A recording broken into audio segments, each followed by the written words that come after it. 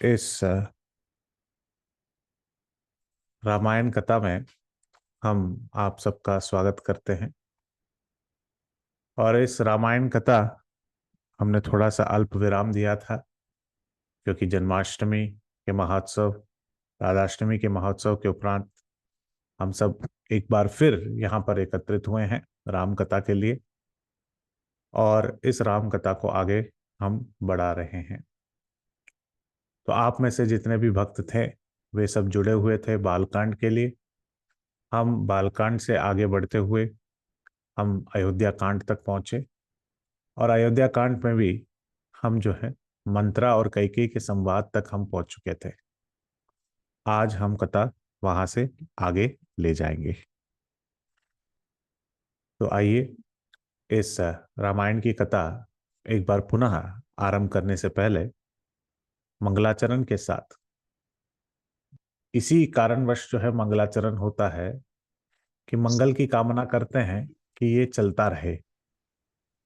और इसी मंगलाचरण के कारण ही बीच में अगर त्रुटि भी हो तो फिर वो जुड़ जाते हैं। तो इसलिए ये मंगला आचरण जो जितने भी आचार्यगण हैं उनसे हम प्रार्थना करते हैं कि आप हमारे तन और मन को इतना शुद्ध रखिए, और ताकि हम इस भगवान की इस दिव्य लीलाओं को, इन इतिहासों को, महाभारत हो या रामायण हो, इसको पढ़ने में हम समर्थ रहें, इसको पढ़ने में हम सक्षम रहें, और इसको पूरी तरह हम कंप्लीट करें। और इसको समझने की जो बुद्धि है वे भी आचार्यगणों की टिप्पणी के द्वारा ही हम समझ सकते हैं। और उन बातों को समझने के लिए भी हमें आध्यात्मिक बल जरूर दें।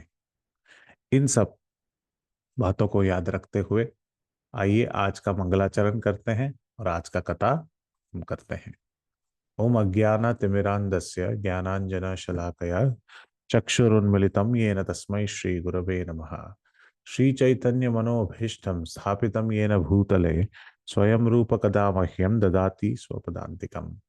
वन्देऽहं श्रीगुरो श्रीयुतपदकमलं श्रीगुरुन् वैष्णवांश श्रीरूपं साग्रजातं सघनः गुणाथान्वितं तं सजीवं साद्वैतं सावधूतं परिजनसहितं कृष्णचैतन्यदेवं श्रीराधाकृष्णपदान् सहगण ललिता श्री विशाखान्वितांश। हे कृष्णा करुणा सिंधु दीनबंधो जगतपते कांत नमोस्तुते। तप्त कांचन गौरांगी राधे वृंदावनेश्वरी वृषभानुसुते देवी प्रणमामि हरिप्रिये। वाञ्छाकल्पतरुभ्यश्च कृपा सिन्धुभ्येव च पतितानां पावनेभ्यो वैष्णवेभ्यो नमो नमः। नमा ओं विष्णुपदाय कृष्णपृष्ठाय भूतले श्रीमते भक्तिवेदांत स्वामिनिधि नामिने नमस्ते सारस्वते देवे गौरवाणी प्रचारिणे निर्विशेष शून्यवादी पाश्चात्य देशतारिणे। जय श्री कृष्ण चैतन्य प्रभु नित्यानंद श्री अद्वैत गदाधर श्रीवासदि गौर भक्तवृंद। हरे कृष्णा कृष्णा कृष्णा हरे हरे, हरे राम राम राम हरे हरे। मूकं करोति वाचालं पंगुं लंघायते गिरिं यत्कृपातमहं वन्दे श्रीगुरुं दीनतारिणं परमानन्दमाधवं श्रीचैतन्येश्वरं हरि ओं तत्सत्। कूजन्तं राम रामेति मधुरं मधुराक्षरम् आरुह्य कवितां शाखां वन्दे वाल्मीकिकोकिलम्। वाल्मीकिमुनिसिंहस्य कवितावनचारिणः शृण्वन् रामकथानादं को न यान्ति परां गतिम्। कहा जाता है यह पिबान रामचरितामृत सागरम अरुतस्तम मुनिम वंदे प्राचेतसा मकलमशम। सबसे पहले, क्योंकि हम पुनः एक बार आरंभ कर रहे हैं, तो हमें वाल्मीकि जी जिसके रामायण के स्रोत के अनुसार हम आज कथा कर रहे हैं, जैसे कि मैंने पहले बताया पालकांड के समय पर अन्य अन्य कई जितने भी रामायण हैं उनसे हम जो है सोर्स ले रहे हैं।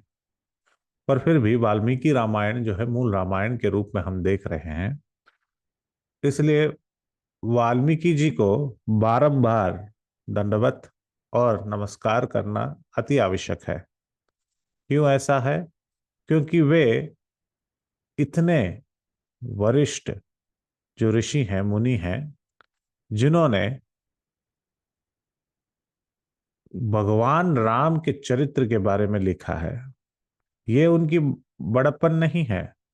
इस श्लोक में कहा गया है, यह पिबान राम चरितामृत सागरम। कहते हैं हरि अनंत, हरि का कथा अनंत। अनंत यानी कि अनंत सागर रूपी भगवान के जो चरित्र हैं, यानी कि भगवान की जो लीलाएं हैं, वे अनंत है। हम बोलते जा सकते हैं, फिर भी हम एक अंश मात्र भी नहीं बोल पाएंगे। हमारी तुलना में अगर अनंत देव, अनंत शेष, जिसकी शेष शैया पर नारायण विराजमान है, विष्णु जी विराजमान है, वे भी अपने सहस्र फणों के साथ निरंतर आजीवन काल से भगवान के लीलाओं के बारे में चर्चा कर रहे हैं। और आज तक उन्होंने एक खता भी रिपीट नहीं किया है, एक शब्द भी रिपीट नहीं किया है। फिर भी अनंत देव अपने करोड़ों करोड़ों फणों के साथ भी कि यह कह रहे हैं कि मैंने अभी तक भगवान के गुण के विषय में मैं अभी तक ज्यादा कह नहीं पाया हूं, अभी भी कहने के लिए बहुत कुछ बाकी है। तो जब अनंत देव, जब अनंत शेष, जिसकी शेष शैया पर विष्णु विराजमान है, वे ही ऐसा कह रहे हैं, तो हम तो जीव हैं। हमारी तुलना में हम कितना ही भगवान के चरित्र के बारे में बता पाएंगे। हम उस छोटी सी पंछी की तरह हैं जो सागर के किनारे खड़ी है और अपने चोंच से थोड़ा बहुत पानी पीकर यह सोचती है कि सागर को ही हम सुखा देंगे। तो इस भांति अगर हम सोचें तो हम भगवान के चरित्रों के बारे में कहना बहुत कठिन है, क्योंकि भगवान का चरित्र जो है वो सागर के समान विशाल है।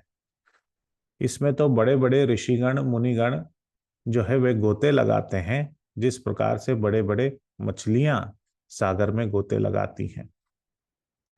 और ये भक्ति का सागर है, ये कोई नमकीन सागर नहीं है। ये सागर जो है ये अमृत रूपी है। अमृत किसके लिए? कानों के लिए। तो इन कान रूपी इस कान रूपी जो आहुति, उसमें क्या पड़ रहा है? राम का कथा। अगर ये यज्ञ कुंड है तो उसमें आहुति क्या हो रहा है? राम कथा। तो इस प्रकार से हम कथा का आनंद लेते हैं। पर इस कथा को लिखने वाले कौन है? वाल्मीकि। और इसलिए कहा है यह पिबान रामचरित अमृत सागरम। वे मुनि जिन्होंने रामचरित और उनका चरित्र और उनका लीला, जिसको पूरी तरह से पिभान, यानी कि उन्होंने इसको पी लिया है। और ये किस प्रकार है? ये सागर है, उन्होंने सागर को ही पी लिया है। और वो किस प्रकार है? अमृत सागरम। वो नमकीन नहीं है, वो अमृत का सागर है। आरुस्थाम मुनि मंदे प्राचेतासम अकल्मषम। तो ऐसे मुनिगण को मैं बारंबार प्रणाम करता हूं, जो भगवान के इन दिव्य चरित्रों के बारे में लिखे। एक बार की बात है, हमने एक भक्त से पूछा, बहुत वरिष्ठ भक्त थे, श्रील प्रभुपाद जी के शिष्य थे। तो उनको बहुत सारे भक्तों के बीच में पूछा हमने कि प्रभु जी, आपके पास इतने गुण हैं, महाराज आपके पास इतने गुण हैं, आपकी गुणों की व्याख्या कोई कर सकता है क्या? तो स्वभावतया लोग सोचे कि एक वैष्णव जो हैं वे बहुत विनम्र रहते हैं और वो कहेंगे कि नहीं नहीं, मेरा कोई गुण नहीं है और इसको गिन नहीं सकते, तो मुझे क्षमा कर दीजिए, मेरे में तो अवगुण ज्यादा हैं। ये स्टैंडर्ड क्वेश्चन, स्टैंडर्ड रिस्पॉन्स हम देखते हैं। कुछ लोग इसके अनुभव करके भी कहते हैं, पर विशेषतया अगर हम अनुभवी भी ना हो, हमारे बोल इस प्रकार होने चाहिए कि हमें विनम्र रहना चाहिए। तो सबके मन में यही दौड़ रहा था कि वे जो भक्त थे, वे कहेंगे कि नहीं नहीं, मेरे में अवगुण ज्यादा हैं, गुण कम नहीं है, और विनम्रता का प्रदर्शन होगा। पर सभी भक्त अचंबा रह गए जब उन्होंने कहा, कोई भी यहाँ पर जो भक्त उपस्थित है वो मेरे गुणों को काउंट भी नहीं कर सकता। तो जैसे ही ये सुने तो लोग समझने लगे ये तो विनम्रता का ऑपोजिट दिखाई दे रहा है, ये तो घमंड दिखाई दे रहा है कि इतने गुण हैं। और इस प्रकार से जब सोच ही रहे थे तो दूसरा सवाल पूछा गया, तो भगवान के गुणों के बारे में आपका क्या कहना है? आपके गुण तो गिन नहीं सकते, तो भगवान के गुणों के बारे में क्या कहना है? उन्होंने कहा उसका भी जवाब वही है, उसका भी जवाब यही है कि उसको भी गिन नहीं सकते। तो ये दोनों सोच के लोग सोचने लगे कि ये अपने आप को भगवान कह रहे हैं, इनके भी गुण गिन नहीं सकते, उनके भी गुण गिन नहीं सकते, तो क्या कहना है आपका? हम एक और एक को जोड़कर दो को समझकर हम ये समझ लें कि आप भगवान हो, इस प्रकार से कह रहे हो? तो विशेषतः इस प्रकार से भक्त लोग नहीं कहते हैं। तो लोग इस प्रकार से सोचने लगे, पर उसके बाद उन्होंने टिप्पणी दी। यह है वैष्णव। वैष्णव जो है बहुत चतुर है, अपने वाक शक्ति में भी बहुत चतुर है। उन्होंने कहा कि मेरी जितने भी लोग सोच रहे थे कि मेरे गुण को गिन नहीं सकते, ये वास्तविक रूप में सत्य है, क्योंकि मेरे में गुण है ही नहीं। जो शून्य है तो गिनेंगे कैसे? तो गिन नहीं सकते। तो कहने का तात्पर्य उनका वही था कि मेरा गुण ज्यादा है, गुण है ही नहीं तो गिनोगे कैसे? और भगवान के अनगिनत गुण हैं तो भी गिन नहीं सकते। तो अगर हम देखें तो हमारा परिचय दें तो हम में कुछ गुण है ही नहीं, हम में कोई गुण है ही नहीं, तभी तो लोग गिनेंगे। कि अगर गुण होगा तो गिनेंगे, अगर शून्य है तो क्या गिनेंगे? गिन ही नहीं सकते। और भगवान के गुण गिनना शुरू करें तो कहां से गिने? इतने सारे गुण हैं भगवान के, तो अनगिनत गुण है। तो इन सारे गुणों के बारे में, भगवान के चरित्र के बारे में लिखना मतलब एक अनंत सागर के समान है।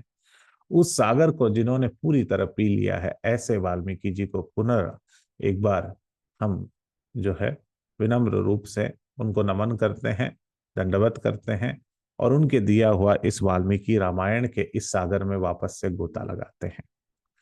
कहानी कहां पर हम रोक दिए थे? जब मंत्रा कैकेयी से बात कर रही थी, मंत्रा सशक्त थी, उसके मन में प्रतिशोध की भावना जल रही थी, और उसने कैकेयी को जाकर अपनी सारी कहानी जो है उसने बताई कि किस प्रकार से, और उसने ये पूरी कूटनीति जो है उसने पूरी तरह से ये कूटनीति समझाया।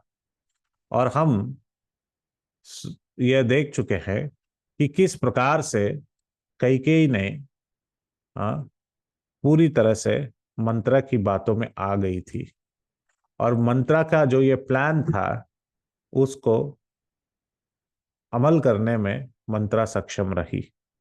हमने ये भी देखा कि किस प्रकार से कैकेयी जो है उसकी कड़वी वाणी सुनते सुनते कैकेयी का क्या हाल हुआ था। वो सूख गई थी, कुछ बोल नहीं सकती थी, शरीर में पूरा पसीना हो आया था, और वो जिस प्रकार एक केले का वृक्ष हो जैसे कांप उठती है, वैसे ही कांप उठने लगी। तभी जो ये कुबरी है, मंत्रा है, उसने अपने जीभ को दांतों तले दबाया।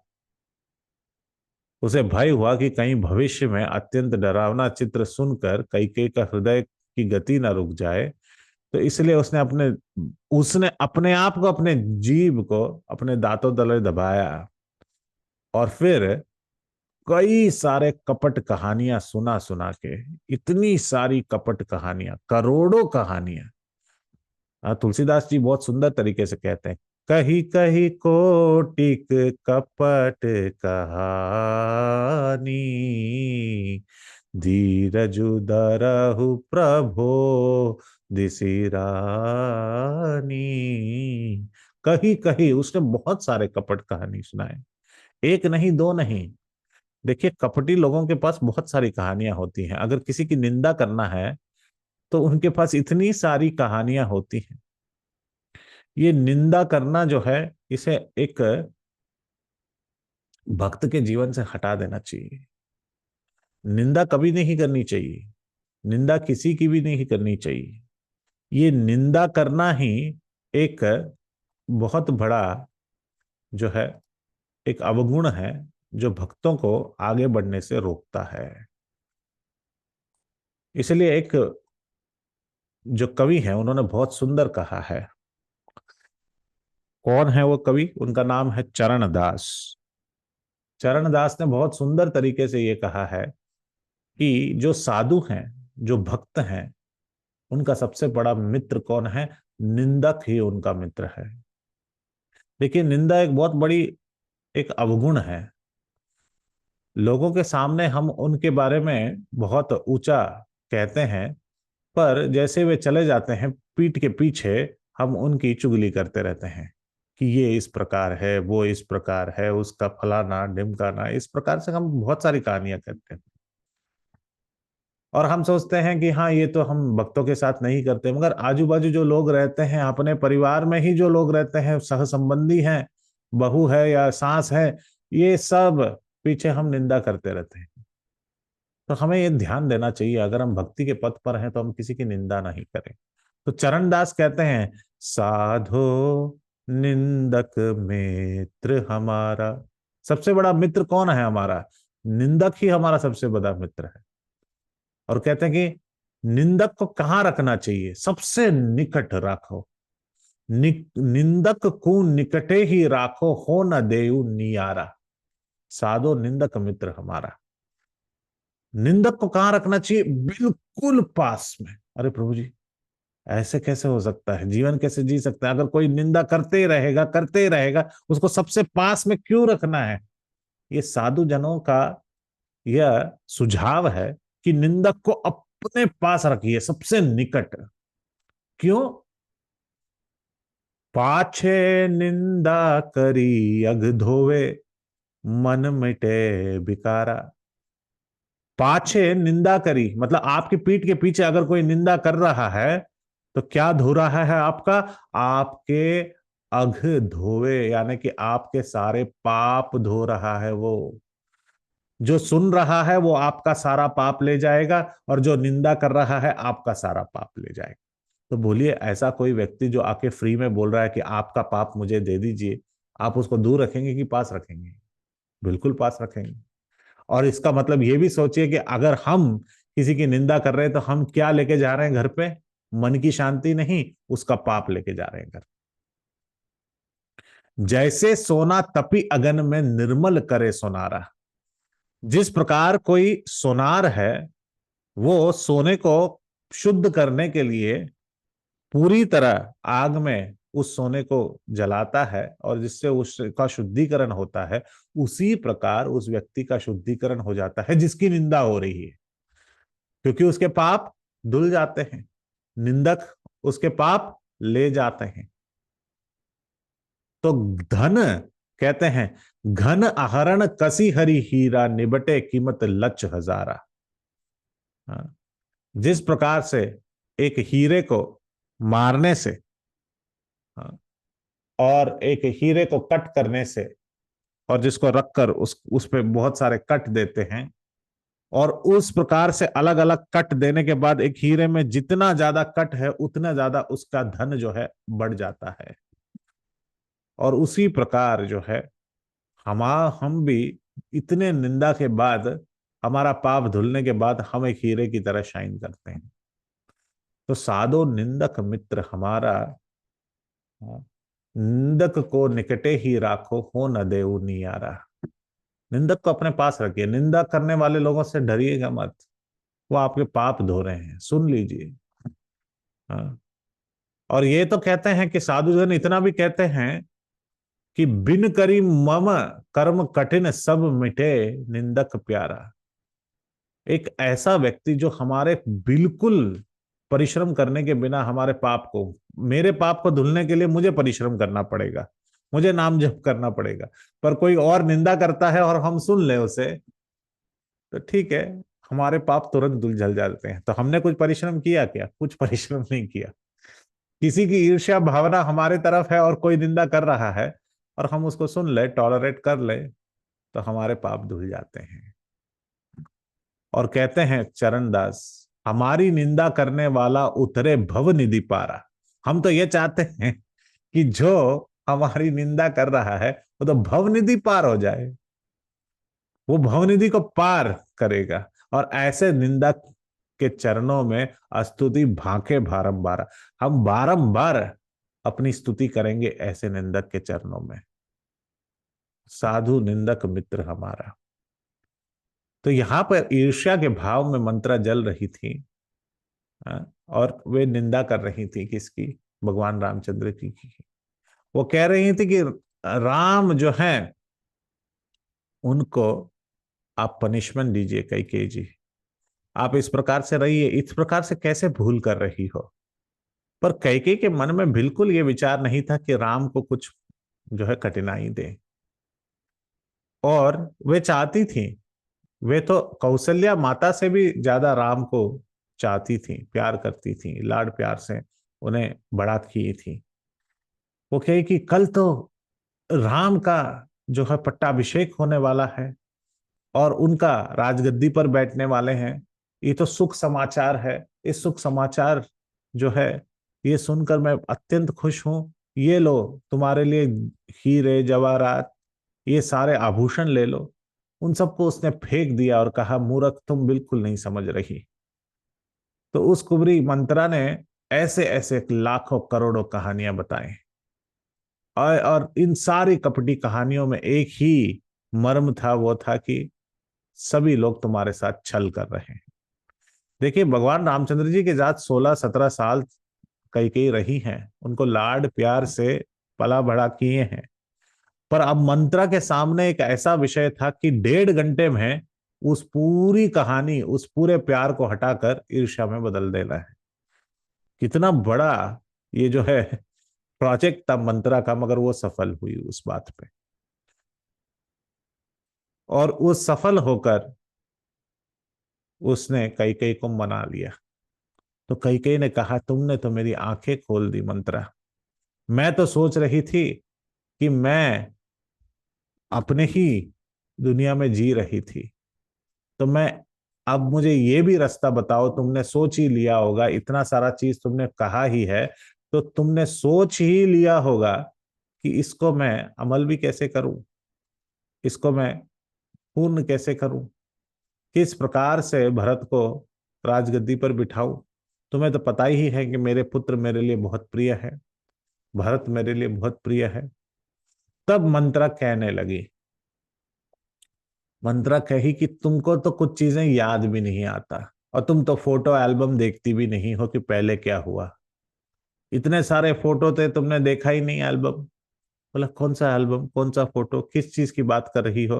बोला, याद करो, बहुत बहुत साल पहले जब देवों और असुरों के बीच युद्ध हुआ था, तो एक घमासान युद्ध हुआ और देवगणों ने आकर दशरथ महाराज जी से उन्होंने याचना की कि आप हमारी मदद कीजिए, क्योंकि आप क्षत्रिय हैं और आप सूर्यवंश में आए हुए दिग्गज हैं, और आप हमारी रक्षा और हमारी ओर से इन राक्षसों के, असुरों के प्रति जब आप बाण चलाएंगे दसों दिशा में, क्योंकि आपका रथ दसों दिशा में चल सकता है, तो हम देवगण जो है विजय प्राप्त करेंगे। इसलिए आप हमें समर्थन दीजिए। तो जब महाराज जी ने पूछा कि युद्ध कहां पर हो रहा है, तो उन्होंने कहा कि दंडकारण्य में वैजयंता नामक जो जगह है, वहां पर यह युद्ध हो रहा है देवों के साथ, देव और असुरों के साथ। और असुर के जो सेनापति हैं वे है तिमिध्वज और शंभरा। ये सब जो हैं असुर के जो सेनापति हैं। सो तिमिध्वज, शंबर, वैजयंत नामक जगह पर जो है दंडकारण्य में है, वहां पर वे युद्ध कर रहे थे।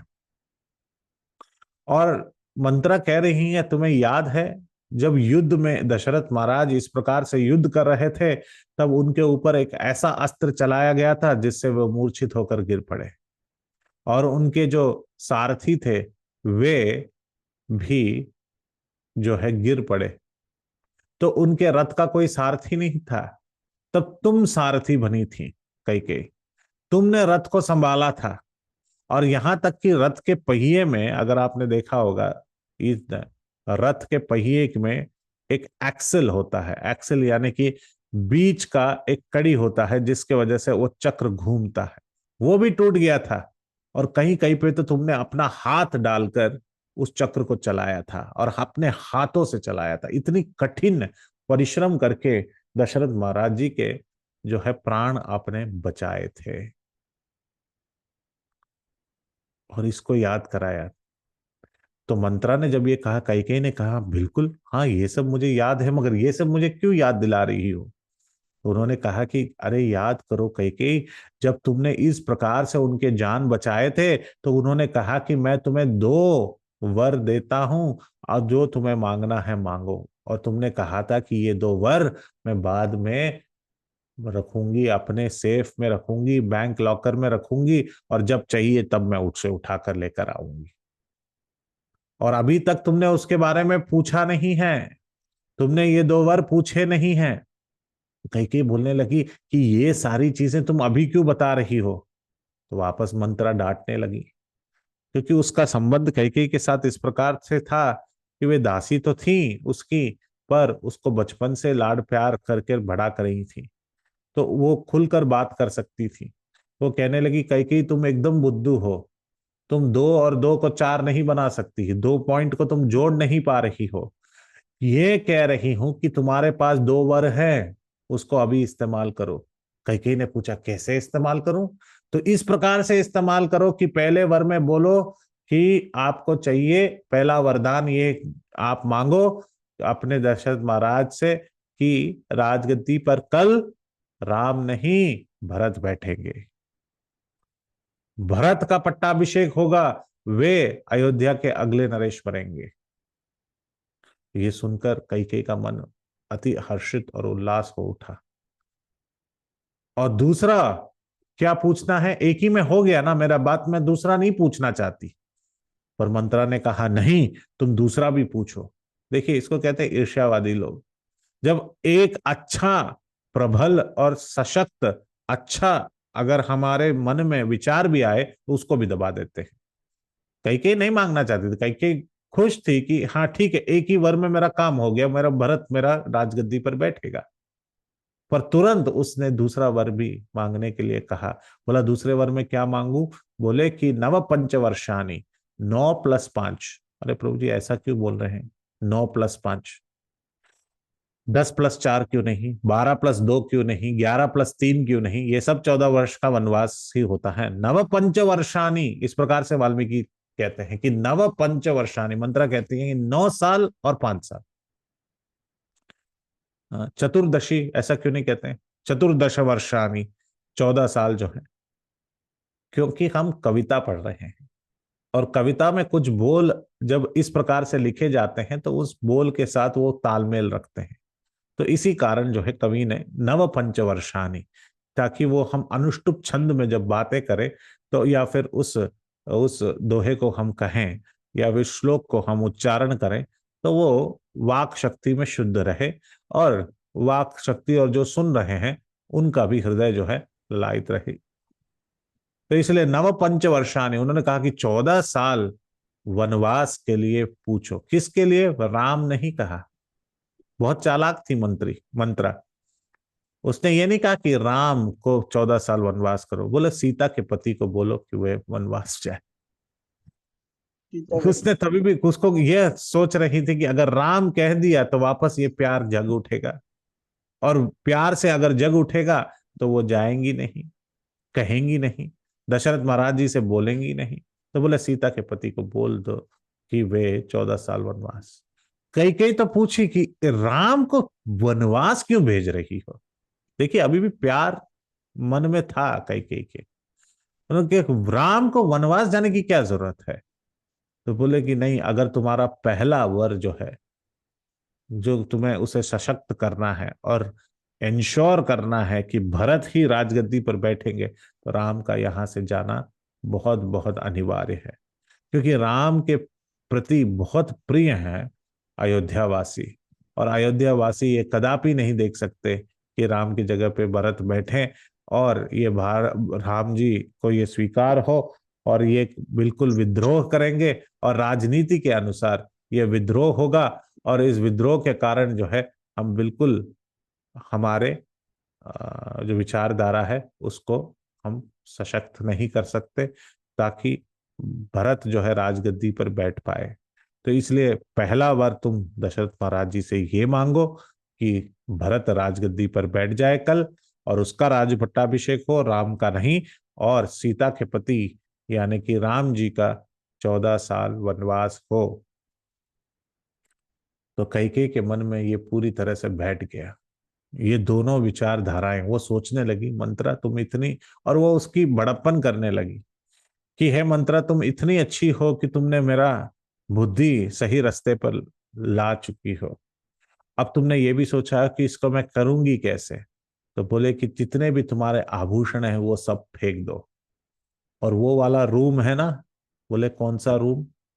वही रूम, वही घर, वही भवन जिसको आज तक हमने इस्तेमाल नहीं किया है। तो कहीं कहीं पूछने लगे कि कौन सा भवन। बोला कोप भवन। देखिए पुराने जमाने में इतने सारे भवन होते थे कि किसी को कोई गुस्सा आए तो भी वो एक गुस्से वाले रूम में चले जाते थे, जिसके कर्टन बहुत डार्क होते थे, जिसमें लाइट बहुत कम होती थी। हाँ, जिसको जाते ही शोक मनाने वाले पिक्चर्स होते थे, जहां पर कोप बहुत सारी कांच की चीजें होती थी, चाहे तुम उसको फेंको और तोड़ो तो अपना कोप जो है दर्शा सकते हो। इस प्रकार से वो भवन बनाया गया था। आजकल के जमाने में कोप हो, हर्ष हो, उल्लास हो, सब एक ही रूम में है। किसी किसी का तो एक ही रूम है। पर उस समय पर इस प्रकार से जो है पैलेसेस होते थे, इस प्रकार से महल होते थे कि वहां पर कोप भवन अलग सा होता था। तो कैकेयी ने क्या किया। कैकेयी ने अपने सारे आभूषण हटा दिए। अपने सारे आभूषण हटा दिया। उसने अपना मांग टीका हटा दिया। उसने अपने सारे जेवरात हटा दिए। उसने अपनी चूड़ियां हटा दी। उसने अपने जो गले में जेवर थे वो सारे हटा दिए, आभूषण हटा दिए, और अपने बाल खुले छोड़कर जो है रोती हुई उस बिस्तर पर लेट गई। और बिल्कुल इतर पितर सारे सामान उस भवन में यहां वहां फैला दिया।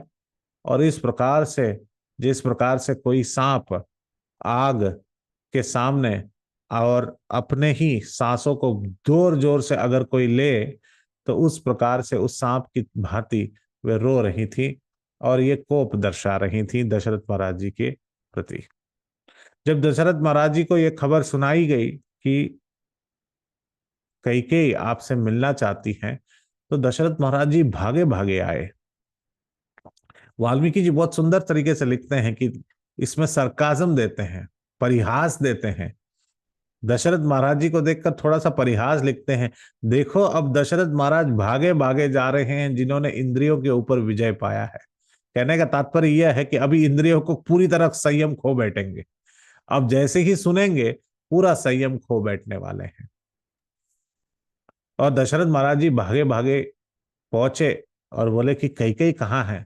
और जब उन्होंने सुना दासियों से कि कैकेयी कोप भवन में है, तो तुरंत अचंबा रह गए कि सोचे कि कोप भवन, उस भवन में तो मैं आज तक गया ही नहीं हूं। बनाया तो जरूर है मगर आज तक किसी को जाना ही नहीं पड़ा। किस चीज का क्रोध, मैंने कुछ कर दिया क्या।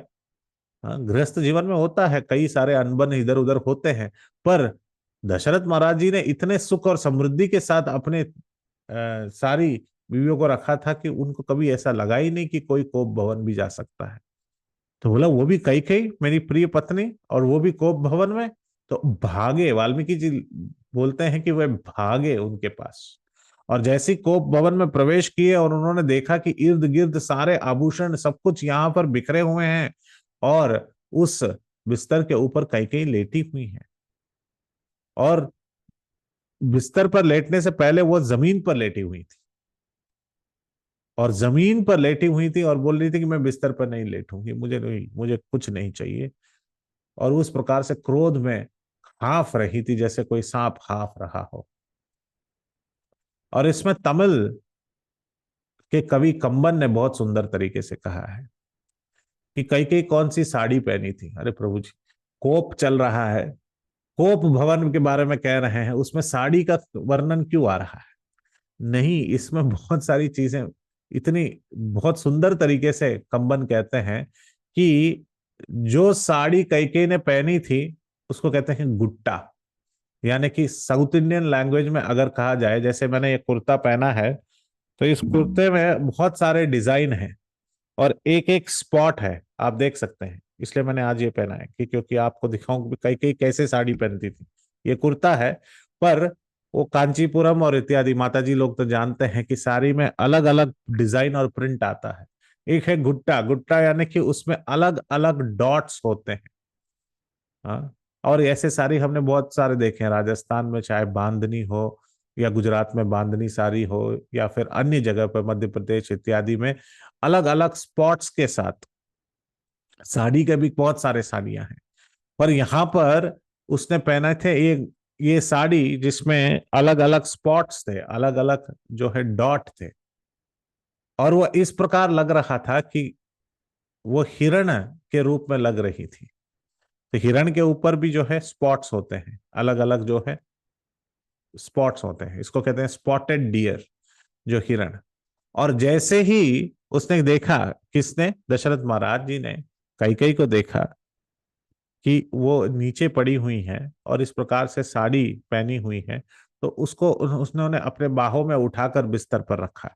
तो कंबन कहते हैं कि जैसे कोई व्यक्ति जो शिकारी है, क्योंकि वो ही शिकार बनने वाला है, और वे अपने मृग यानी कि हिरण को अपने हाथों में लेकर बिस्तर पर रखे, इस प्रकार दिखाई दे रहा है। देखिए, कवि की कल्पना इस प्रकार होती है। हम तो सोच भी नहीं सकते, हम कहेंगे कि अच्छा उसको उठाया, बात किया, बैठाया, मगर कवि इस प्रकार से नहीं लिखते। कवि इस प्रकार से लिखते हैं कि हम समझ पाए कि किस प्रकार से उसको रूपांतर देकर, उसको अतिशयोक्ति देकर उसे जो है अलग अलग रूप में हमें दर्शाते हैं। तो कंबन कह रहे थे कि दशरथ महाराज जी ने उस हिरण रूपी, क्योंकि उन्होंने उस प्रकार का साड़ी पहना था जिसमें बहुत सारे डॉट थे, उनको उठाया और बिस्तर पर रखा और कहा कि क्या हो गया कैकेयी, इस कोप भवन को आज तुमने खोला ही क्यों, इसका ओटीपी पासवर्ड निकाला ही क्यों, इसको बंद ही रखना था क्यों, क्या कारणवश आप यहां पर आए। हाँ? और तुलसीदास भी बहुत सुंदर तरीके से कहते हैं, अगर कंबन इस प्रकार से कह रहे हैं कि तुलसीदास भी कहते हैं कि मैं भी कुछ कहूंगा कि कैकेयी किस प्रकार दिख रही थी। ये सब कवि हैं, और कवि कहना चाहते हैं कि इसको, उस दृश्य को हमारे जीवन के सामने अगर हमें देखना है तो इन सभी कविताओं को, इन सभी काव्यों को पढ़ना है। कुमति ही कसी कुभेशता फाभी, अनहावितु सुचु जनु जाबी, जाई निकट नुपु कहु मुदुबानी, प्राण प्रिया के ही हेतु रिस रानी। वो कह रहे हैं कि उस दुर्बुद्धि कह के, देखिए उसको संबोधित भी किस प्रकार से कर रहे हैं, सुम को दुर्बुद्धि कह के को यह कुवेश था, कुवेश था, यानी कि यह बुरा वेश कैसे फब रही है, मानो भावी विधावापन को सूचना दे रही हो, कि भावी विधवा होने का सूचना दे रही हो। वो ऑलरेडी उसने अपना मांग हटा लिया था, सारे आभूषण हटा दिए थे। इसलिए कहते हैं कि कभी भी जो है कुवेशता नहीं करनी चाहिए, चाहे क्रोधित भी हो, महिलाएं खासकर। कभी कभी सच ही हो जाता है, तथास्तु ही हो जाता है। तो इसलिए हमेशा सच धज के रहना, चाहे गृहस्थ महिला हो या जो भी हो, गृहस्थ अच्छे आभूषण पहनने चाहिए, सिंदूर लगाना चाहिए, और अच्छी तरह से घर गृहस्थी बना बना रखना चाहिए, उनमें कुवेशता नहीं होनी चाहिए। तो यहां पर कह रहे हैं कि उस दुर्बुद्धि कैकेयी को यह कुवेशता, उसका बुरा वेश ऐसा फैब रहा था जैसे उसको पता है कि भाभी में वो विधवा होने वाली है, क्योंकि विधवा का वेश वैसे ही होता है, और ये सूचना मिल रहा हो उसको। और राजा उसके पास जाकर कोमल वाणी से बोल रहे हैं, प्राण प्रिय, हे मेरी प्राण, हे मेरी प्राण प्रिय, ये क्यों रिसाई, क्यों रूठी हो, क्यों रूठे हुए हो, क्यों रो रही हो, जरा तनिक हमें बताओ तो सही, क्या हो गया तुम्हें। तो पति पूछने लगे हैं, दशरथ महाराज जी पूछते हैं कि क्या हो गया, और मगर कैकेयी कुछ जवाब ही नहीं दे रहे हैं। पहला सवाल उसने पूछा, क्या तुम में कोई खामियां हैं, बदन या फिर शरीर या फिर तन या फिर मन आपका जो है शिकस्त है किसी दोष के कारण या फिर किसी बीमारी के कारण। हमारे अयोध्या में तो अच्छे अच्छे इलाज करने वाले डॉक्टर हैं, वैद्यराज हैं, मैं उन्हें बुला लाता हूं, और तुम्हें अगर कोई भी कठिनाई हो उसको हटा देता हूं। कई कई कुछ नहीं बोली। फिर दशरथ महाराज जी ने पूछा कि अच्छा, ऐसा लग रहा है कि तुम्हें कोई बीमारी नहीं है, क्या किसी ने कुछ तुमको कह दिया? किसी ने कुछ, किसी कारणवश किसी ने कुछ तुम्हें कह दिया, इसी कारण तुम जो है शोक मना रही हो? कुछ ना कुछ तो होगा। देखिए, पति को पता रहता है कि पत्नी कितनी सारी चीजों पे गुस्सा होती। एक पति पत्नी आए थे हमारे पास काउंसलिंग करने, और पति बोले कि, पत्नी पत्नी बोली, पहले तो पत्नी आई थी, और वो महिला हमसे बोली कि देखिए, हम 15 दिन से हमसे बात नहीं कर रहे हैं। हमेशा बात करते हैं, हमेशा खुश रहते हैं, हमेशा मेरे से बात करते हैं, और हमें, अगर मैं दुखी होती हूँ तो तुरंत समझाते हैं, मगर पिछले 15 दिन से बात नहीं कर रहे हैं। ऐसा लग रहा है कि कुछ ना कुछ प्रॉब्लम है, कुछ ना कुछ हो गया है। क्या उनको कोई और मिल गया है? क्या हमारी शादी टूटने वाली है? सब कुछ सोच लिया, और उस पत्नी ने सब कुछ कह दिया। मैंने बोला ठीक है, पति से बात करते हैं। हाँ, तो पति को बुलाया, कर्मी पति पत्नी थे। तो वे आए, बोले प्रभु जी आपने बुलाया? बोला हाँ, आपकी जो है धर्म पत्नी है, उनको थोड़ी चिंता है, आप 15 दिन से बात नहीं कर रहे। बोला ऐसा कुछ नहीं प्रभु जी। बोला नहीं नहीं, 15 दिन आपने बात नहीं किया है, बिल्कुल बात नहीं करेंगे तो वो सोच रहे हैं कि कुछ है मन में है तो बता दीजिए, हम भी सोच रहे थे क्या हो गया भाई 15 दिन बात नहीं। बोला प्रभु जी वो कुछ नहीं, वो क्या है ना कि वो वर्ल्ड कप का फाइनल इंडिया हार गया, तो मैं दुखी था। मैंने बोला बाप रे बाप, पुरुषों के मन में तो क्रिकेट के वजह से वो बात नहीं कर रहे थे, मगर महिला तो आगे सोच लिए कि मेरे शादी में कोई प्रॉब्लम है, इसमें कोई प्रॉब्लम है, वहां तक सोच लिए, मगर यहाँ तो सिर्फ वो सोच रहे कि अच्छा क्रिकेट में हार गए। तो मैंने दोनों को बुलाया, बोला कि भाई आपस में थोड़ा बहुत बात कर लो। हाँ, तो एक दूसरे को समझो, परखो, ये बहुत इंपॉर्टेंट है। तो यहाँ पर दशरथ महाराज जी जानते हैं कि कई कई किस किस बात पे रूठ सकती है। किसी ने कुछ कह दिया क्या? क्या तुम्हारी बीमारी है? क्या तुम्हारी मनो अवस्था कुछ इस प्रकार है कि तुम जो है बिल्कुल रूठी हुई हो? यह भी कहने लगी, वो ये भी कहने लगे कि अगर तुम्हें धन की कमी लग रही है, अगर ये आभूषण तुमको लग रहे हैं कि ये सब पुराने हैं, तुम्हें नए सेट चाहिए, हाँ, पुराने आभूषण नहीं पहनने हैं, लोग तुम्हें मुड़कर नहीं देख रहे हैं, तो इसलिए तुम्हें नए आभूषण चाहिए, तो द्राविड़, उत्कल, भंगा, इन सारे जगहों से, मैं द्राविड़ देश से, या फिर महाराष्ट्र मध्य प्रदेश से, या कौशल देश से, या जहां कहीं से भी तुम्हें जो है धन का इकट्ठा करना हो, पूरे भारतवर्ष में जहां से भी अच्छे अच्छे हीरे जेवरात मिलते हैं, वे सब तुम्हारे पास लाऊंगा। तुम बस बताओ तो सही, तुम मुझे बताओ कि तुम किस लिए इस कोप में बैठी हुई हो, जरा पूछो तो सही तुमको क्या चाहिए। तो कैकेयी फिर भी भूल नहीं रही थी। फिर जब अंत में इस प्रकार से तड़प तड़प कर याचना की दशरथ महाराज जी ने, तो कैकेयी बोलने लगी। तो बोले तुम्हें याद है? अब दशरथ महाराज जी बोलने लगे कि इतनी सारी चीजें मेरे सामने है, कल राज पट्टाभिषेक होने वाला है, सुमंत्र के साथ वशिष्ठ इतने सारी चीजों में लगे हुए हैं, अब तुम पूछ रही हो तुम्हें याद है? हाँ? पतिदेव जो है डरते हैं इस सवाल से। सारे पति डरते हैं जब पत्नी पूछती है तुम्हें याद है, कौन कौन सी चीजें यादें करें। हाँ? इतनी सारी चीजें होती है, कौन सी चीज याद करें, और उनमें से भी किसको चुनकर किससे गाली पड़ने वाली है किसी को नहीं पता। तो बोले तुम्हें याद है? तो दशरथ महाराज जी बोले नहीं नहीं, याद दिलाओ, तुम्हें तो सब कुछ याद रहता है, तुम ही याद दिलाओ। तो बोले कि जब तुम्हारा युद्ध हुआ था देव और असुरों के पास, तो तुरंत समझ गए दशरथ महाराज जी। बोले हाँ हाँ बिल्कुल याद है, और तुमने कितनी निपुणता से तुमने रथ चलाई थी। बोले हाँ याद है, पर तुमको पूरी तरह याद नहीं है, मैं तुम्हें सुनाती हूँ।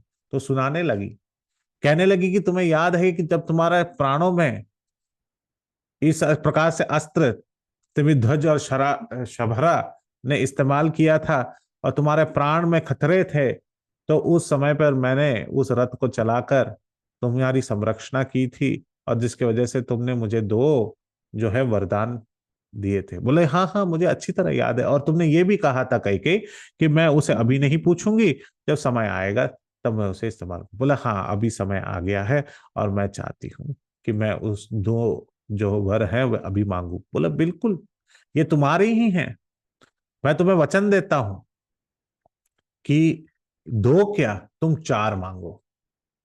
कैकेयी ने बोला चार मांग लूंगी तो बहुत कुछ हो जाएगा, अब दो ही काफी है। हाँ? तुलसीदास जी लिखते हैं कि राजा ने कहा कि चार मांग लो, दो वर, क्योंकि वो चाहते थे कि कैकेयी खुश हो जाए। और यहाँ पर विशेष रूप से हिज होलीनेस राधा गोविंद गोस्वामी महाराज अपने राम कथा में कहते हैं कि एक व्यक्ति को इससे सीखना चाहिए कि उसको सब कुछ जो है, सब कुछ अपनी पत्नी के प्रेम में सब कुछ निछावर नहीं करना चाहिए, वरना भगवान को भी हाथ धो बैठोगे। दशरथ महाराज जी का यह स्वभाव था कि वे वरदान तो दे देते थे, बाद में उस वरदान को पूरा करने के बाद उसके ऊपर पछताते थे, जिसको अंग्रेजी में कहते हैं he is liberal first and is worrisome later. बहुत मन से बहुत सारी इच्छाएं वरदान जो है वो दे देते थे, पर बाद में उसके ऊपर शोक करते थे कि हाँ मुझे इतना सारे वरदान देने नहीं चाहिए थे, इतने सारे प्रॉमिसेस नहीं देने चाहिए थे। यह उनकी एक प्रथा थी जो हम विश्वामित्र के समय से ही हम देख सकते हैं। तो यहाँ पर उन्होंने कहा हाँ हाँ बिल्कुल, और तुम चार वरदान मांगो। कैकेयी ने कहा चार नहीं, मैं सिर्फ दो मांग रही हूँ। बोले हाँ हाँ दो क्या, दो तो मैं दे ही दूंगा। उसके बाद उन्होंने इस प्रकार से प्रतिज्ञा फिर से ली। किसने? दशरथ ने। मैं राम के ऊपर वचन करके कहता हूं, जो मेरे प्राणनाथ हैं भगवान रामचंद्र जी मेरे लिए, मेरा पुत्र राम मेरे लिए बहुत प्रिय है, मैं उसके ऊपर वचन देता हूं कि तुम्हारे दोनों जो वर हैं उसे मैं पूरा करूंगा। और जैसे ही कैकेयी ने अपने दो वर मांगे कि भरत की राजगद्दी पर, राज सिंहासन पर उसका पट्टाभिषेक हो कल, राम का ना हो, और दूसरा जैसे ही सुना उन्होंने कि राम यानी कि सीता के पति राम को 14 साल का वनवास हो, तो वे तुरंत इस प्रकार से गिरे। किस प्रकार से गिरे वे भी वाल्मीकि जी लिखते हैं। एक बहुत बड़ा हाथी है अयोध्या में जिसका नाम है शत्रुंजया। शत्रुंजया यह राज हाथी है जिसके ऊपर राज पट्टाभिषेक के समय पर उसके ऊपर रामम छत्रवृताननम, राम जी के ऊपर यानी कि जो भी राजा है, राजा के ऊपर एक छत्रवृताननम यानी कि एक छाता लगता है, जो राज अयोध्या राज का एक प्रतीक है। इसको कहते हैं रॉयल अम्ब्रेला। ये छाता जो है उस रॉयल हाथी यानी कि वो विशाल हाथी शत्रुंजया के ऊपर बैठकर राजा जब चलते हैं तो उनके ऊपर यह जो है छाता जो है ये लगता है। तो वह कहने लगी ये जो वो जो विशाल हाथी जो शत्रुंजया है, उसको जैसे बहुत सारे सांप ने एक साथ डस लिया हो, और वो अगर गिर पड़े तो जिस प्रकार से गिरेगा उस प्रकार से दशरथ महाराज गिर पड़े।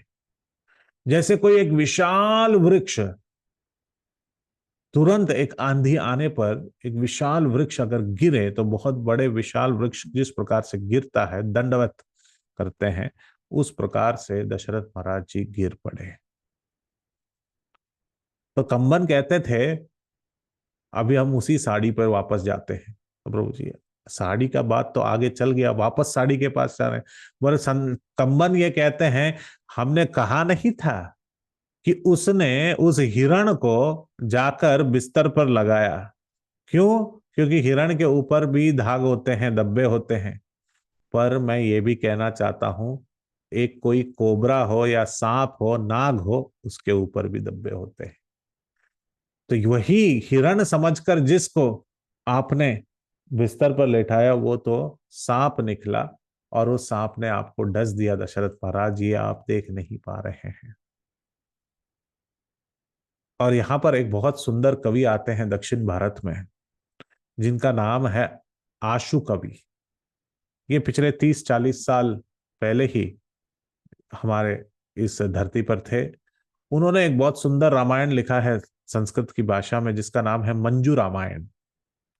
ये श्री वैष्णव परंपरा से है। और उन्होंने बहुत सुंदर तरीके से कैकेयी का वर्णन किया है और कहा है कि इन दो वर पूछने के बाद, ये जो वरदान पूछने के बाद, अयोध्या वासी अयोध्या में बहुत सारा झील का निर्माण करने वाले हैं। मतलब रोज झील कहां से आ गया? ये झील कैसे निर्माण करेंगे? अपने आंखों से निकलने वाली अश्रुधारा के साथ।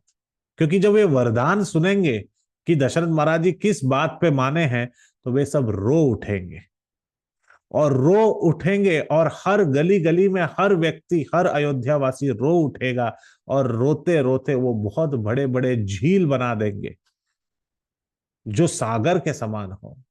और इन झीलों में एक ही ऐसा प्राणी होगा जो इन झीलों में बहुत आनंद लेगा, जो अश्रुधारा है, और जिसके अश्रुओं से बना हुआ ये झील में कौन है वो प्राणी जिसको झील में जाकर बैठना पसंद है? वो है भैंसा। और फीमेल भैंसा, यानी कि जो बफेलो में भी शी बफेलो है, यानी कि जो भैंस, उसको कहते हैं महिषी। संस्कृत में कहते हैं महिषी। और कहते हैं कि वो आशु कवि यानी कि जो हर 1-2 सेकंड में एक कविता बना देते हैं, वो कहते हैं कि हर अयोध्या के चौखट पर एक बहुत बड़ा झील होगा, और उस हर झील में स्नान करती हुई जाएंगी ये महिषी, कौन? कैकेयी, जो भैंस रूपी उस झील में बैठी रहेंगी और आनंद लेती रहेंगी। इसमें कहने का यह भी तात्पर्य है कि राजा की पत्नी को भी महिषी कहते हैं और फीमेल भैंसा को भी महिषी कहते हैं।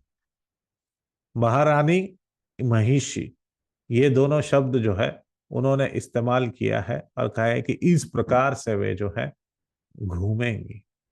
और इस भैंस के ऊपर क्या होंगे? 2 सींग होंगे। और ये 2 सींग क्या है? ये 2 सींग है ये इन 2 वरदानों का प्रतीक। तो इस प्रकार से वे घूमेंगी और इन सारे झीलों में आनंद लेंगी। बाकी सब लोगों के लिए तो ये तो कष्टदायक है। और ये सुनकर दशरथ जी गिर पड़े, थोड़ी देर मूर्छित हो गए, मगर कैकेयी ने उनकी मदद नहीं की। वे अपने बात पे ठानी रही। फिर दशरथ महाराज जी उठे और बहुत प्यार से उन्होंने कहा, तुम्हें याद नहीं है कैकेयी, भरत से ज्यादा सेवा तो राम ने तुम्हारी की है। तुम तो राम को इतना चाहती हो, अपने मन से लगा लेती हो और इतना प्रेम करती हो, क्या तुम वो सब भूल गए? तुम सच्ची में तुम ठीक हो? तुम्हें और कोई वरदान मांगना था? क्या यह विधि का विधान है कि तुमने लास्ट मिनट में ये चेंज कर कर इस प्रकार से कह दिया? जरा एक बार फिर तनिक सोच लो। फिर कहने लगे, मुझे तो ऐसा लगता है कि तुम ऐसा वरदान मांग ही नहीं सकती कैकेयी। तुम इतना प्यार करती हो राम से, तुम कैसे मांग सकते हो? लगता है किसी ने तुमको कहा, बुझाकर ये 2 वरदान मांगने के लिए कहा है। कौन है तुम्हारे पीछे? तो मंत्रा पीछे से ही सुन रही थी, सब कर्टन के पीछे थी, और वे छुप गई, और कि कहीं राजा के सामने ना आ जाओ। और कहने लगे, वाल्मीकि रामायण में देखिए कितने किस प्रकार से ये लिखा गया है, बहुत सुंदर तरीके से कहते हैं। और वाल्मीकि और तुलसीदास जी, दशरथ महाराज जी पूछे कि वो कौन है, मुझे बताओ, जिसने तुम्हें इस प्रकार से कपटी कपटी कहानियां बनाकर, वो कौन है? बताओ मुझे, जिसने तुम्हारा मन को चेंज किया है। और जैसे ये पूछे तो मंत्र अपने आप को दिखाने लगी इस प्रकार से, और हंसने लगी और हाँफने लगी। इस राजा को बिल्कुल नहीं पता कि ये मैं हूं, और इसको पता भी नहीं लगेगा, क्योंकि कैकेयी ने भनक भी नहीं आने दी कि मंत्रा के कारण ये सब हुआ। ये तो बाद में पता चलेगा, जब भरत सारे ये जो है कहानी कहाँ से उद्गम हुआ इसको पता करेंगे और मंत्रा को पकड़ कर लाएंगे। पर अभी दशरथ महाराज जी को ये बिल्कुल पता नहीं था। तो उन्होंने पूछा, ये सारी ईर्ष्या तुम्हारे मन में किसने भर के रखा है, ये मुझे बताओ। हाँ। और तुम ये अच्छी तरह जानती हो कैकेयी कि राम जो है प्रियवादिनः है। रामस्य प्रियवादिनः लोको प्रियवादिनः। लोको प्रियवादिनः मतलब उसके बोल इतने प्रिय हैं कि वो किसी को शत्रु बना ही नहीं सकता। उसने तुम्हें कैसे शत्रु बना लिया? तुम कैसे उसके शत्रु बन गए, और तुम कैसे प्रियवादिनः है, जो सबके लिए प्रिय है उसको तुम दूर रखना चाहती हो। और वो सब तो छोड़ो, तुम तो ये जानती हो कि मेरा प्राण मेरे शरीर में नहीं है, राम में है। एक क्षण भी मैं मेरा राम के मैं सोच भी नहीं सकता। जिस प्रकार पश्चिम दिशा सूरज की किरणों का अस्तमन होने के लिए इंतजार करती है, ऐसा लग रहा है मेरा भी समय आ चुका है। कई कई तुम्हारे ये दो जो वरदान है जो तुमने मांगे हैं, इसको मैं सुनकर मेरे मुझे लग रहा है कि ये पूरे जो सूर्य कुल है इस पे अस्त होने वाला है, ये सूर्य का अस्त होने वाला है। कहने का तात्पर्य यह है कि दशरथ महाराज जी समझ गए कि ये बहुत बड़ी हानि होगी। तो कैकेयी ने पूछा, तो अच्छा अस्त हो जाएगा तो क्या मेरा वर पूरा नहीं होगा? देखिए, वो एक ही बात पे अड़ी हुई थी।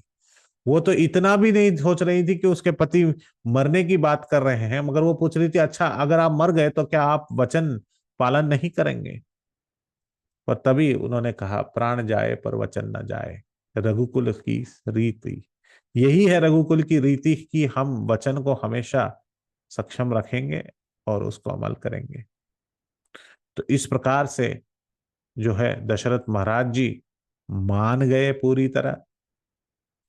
और तुलसीदास जी कहते हैं कि किस प्रकार से दशरथ महाराज जी ने रो रो कर ये कहा, जिये मिन बरु बारी बिहीना, मनि बिन फनि कुजिए दुख दीना, कहूँ सुबाऊ न चलू मन माही,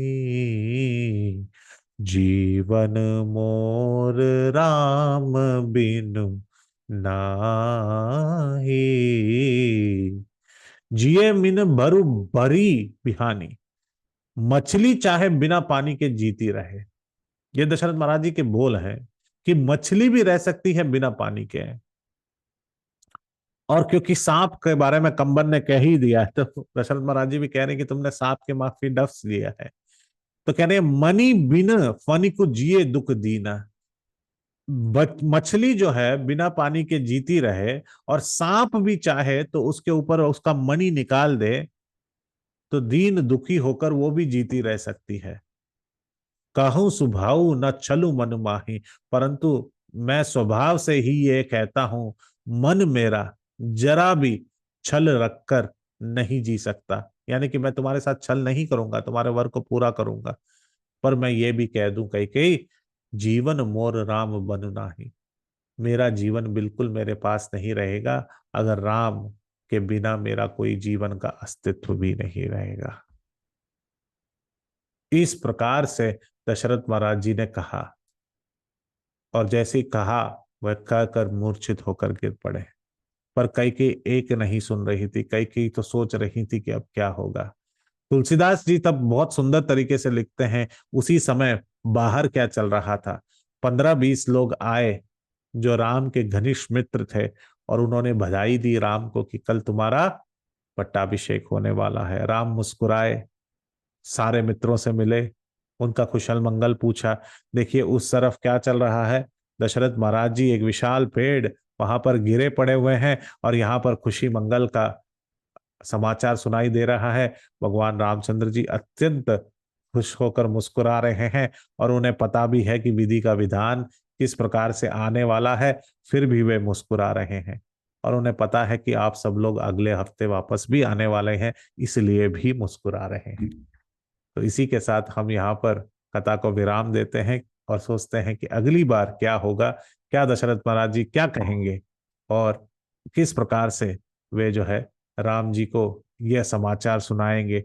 राम जी इसको किस प्रकार से स्वीकार करेंगे, क्या वे हर्षित होंगे, दुखी होंगे, ये सब चीज हम जो है अगले हफ्ते वाल्मीकि रामायण में एक और बार चर्चा करेंगे। बहुत बहुत धन्यवाद।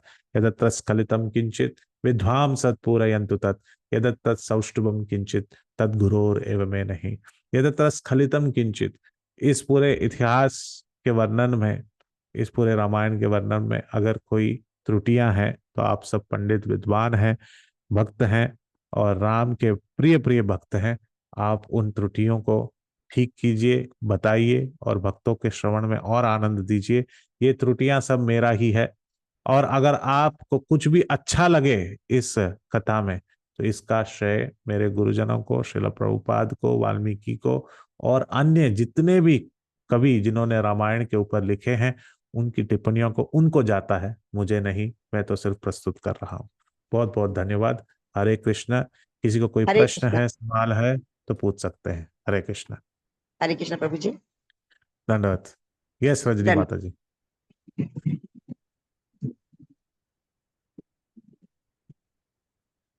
हाँ, वैभव रूपिणी माता जी, आपको कोई प्रश्न है तो पूछिए। कृष्णा प्रभु जी, दंडवत प्रणाम।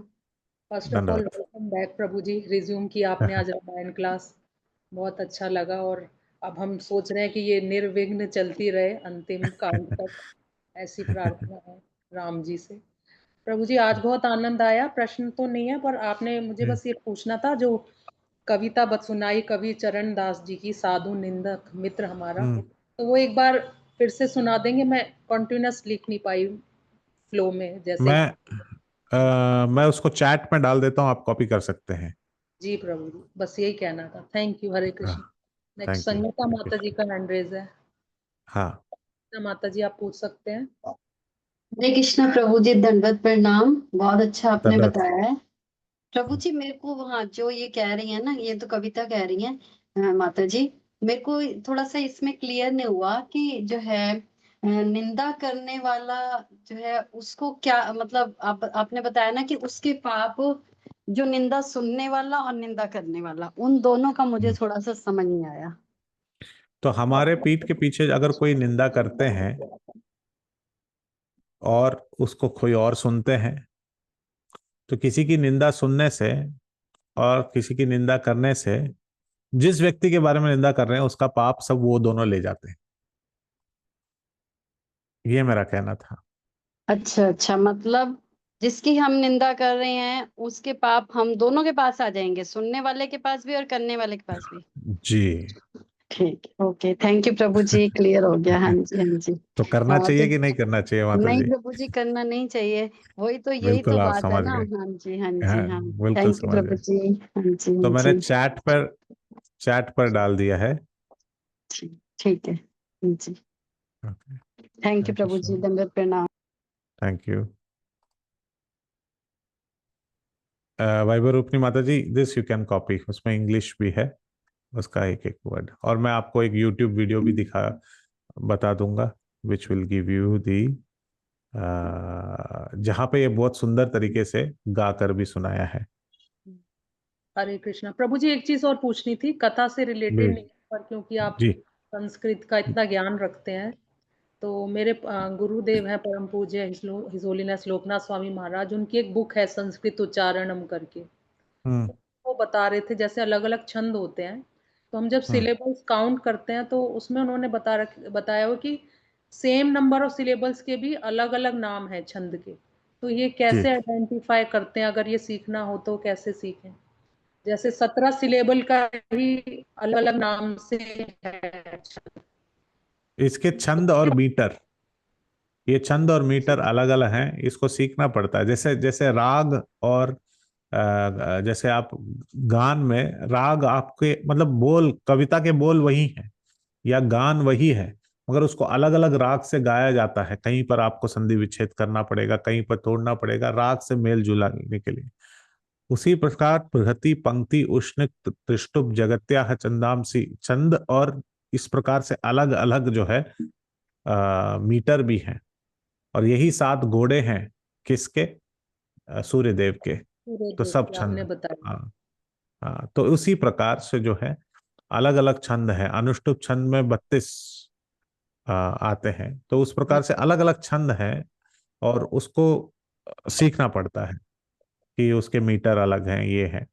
मैंने वैसे जैसे संस्कृत व्याकरण नहीं पढ़ा है, पर कई सारे हमारे भक्त हैं जो पाणिनि और हरिनाम व्याकरण श्रील जीव गोस्वामी के द्वारा दिया गया इत्यादि उन्होंने अध्ययन किया है।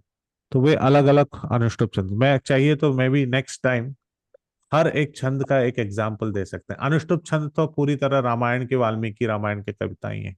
अलग, बृहति, पंक्ति, इस प्रकार के छंद के उदाहरण देकर हम समझ सकते हैं। वो सारे राम जी के ही श्लोक हो सकते हैं। एक ही राम जी का श्लोक लेकर उसको अलग अलग छंद में हम पढ़ सकते हैं। ये लिखने की विधि है। एक एक जैसे जैसे हम अंग्रेजी में करते हैं राइमिंग और लाइमरिक, ऐसे दो अलग है। Short prose, short poems, long poems, reflective poems. किसी किसी में 2 लाइन में आपको राइमिंग मिलेगा, किसी किसी में हर लाइन के बाद उसके अंत के शब्द में राइम मिलेगा, कभी एक दोहे की तरफ होगा। तो इस प्रकार से अलग अलग तरीके के लिखने हैं, छंद अलग होते हैं। थैंक यू प्रभु जी। Thank you. निष्ठा भक्ति माता जी शायद बिजी हैं, तो नहीं मैं नहीं उनकी तरफ नहीं, आई एम आगे देयर, माता I am there. Hare Krishna Hari माता। बोल। थैंक यू सो मच प्रभु जी, हैंड बहुत रेज है। अच्छे आपने क्लास ली। और आज पूरा आपने क्लाइमेक्स जो टर्निंग पॉइंट है रामायण का, पूरा वही सुना दिया। तो थैंक यू सो मच। और बहुत सारे टेक अवेज इसमें मेरे लिए तो स्पेशली बहुत लाइफ लर्निंग लेसन हैं, जैसे कि निंदक मित्र हमारा, और दूसरा जैसे कि दशरथ महाराज की वीकनेस जो उन्होंने पहले ही प्रॉमिस कर दिया, दैट इज वेरी डेंजरस कि अगर हम फ्यूचर में anybody can take advantage of our innocence. तो वो बहुत Correct. मुझे अच्छा लगा। और भी बहुत इम्पोर्टेंट है कि एसोसिएशन, जो बैड एसोसिएशन की वजह से कैसे वो हमारे फीलिंग्स को ही पूरा टर्न कर देते हैं, जिसके लिए हम बहुत ही जी लविंग नेचर है उसको बहुत क्रूकेड नेचर कर सकते हैं। तो जी ये बहुत ही अच्छे, हर कैरेक्टर लाइक रामायण का हमें कुछ ना कुछ सिखाता है। और ये तो स्पेशली टर्निंग पॉइंट है, ये क्लाइमेक्स है पूरे रामायण का। तो इसको तो लगता है कि मन ही नहीं कर रहा था कि आप बिल्कुल कहें कि नेक्स्ट टाइम सुनने आएंगे। मन कर रहा था कि आप यही टाइम को रोक दें और आपको कहें कि एटलीस्ट आज के दिन तो आप 2 घंटे का कंसेशन हमें दे सकते हैं। कोशिश करेंगे वेरी माता जी, अच्छा विल जी। Try. Thank you. Hare Krishna yes प्रभु जी, प्रभु जी। सादर प्रणाम सभी को, सादर प्रणाम। सादर। प्रभु जी, यस। आपने जो चैट में दिया है वो ग्रुप में आ सकता है क्या, ग्रुप में? क्योंकि ये तो अभी हाँ, मैं माता जी को भेज दूंगा, जी जी आप उनसे ले सकते हैं। और मैं यहाँ पर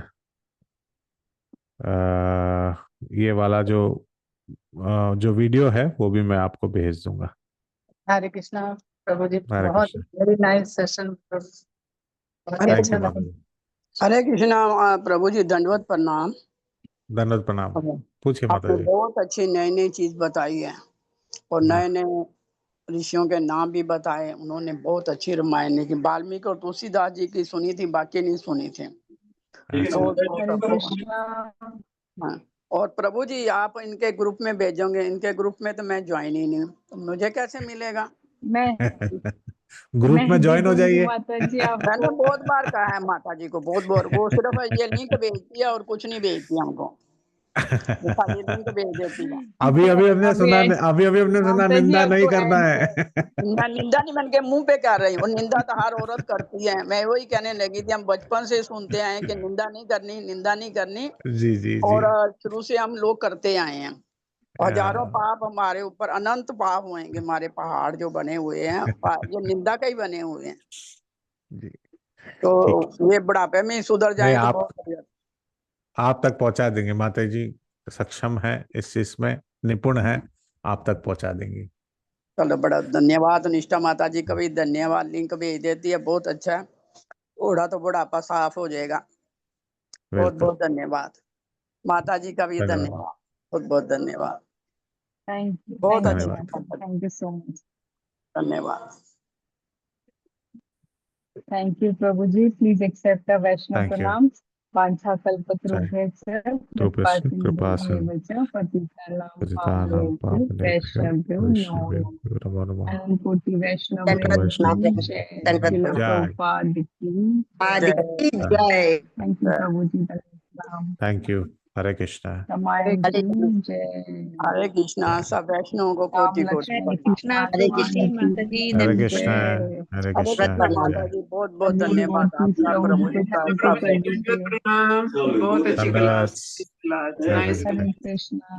Thank दंडवत हरे प्रणाम। कृष्णा। रामायण के सारे हरे ऑपरेशन कृष्ण। रिपीट होते रहेंगे। हरे कृष्णा। हरे राम।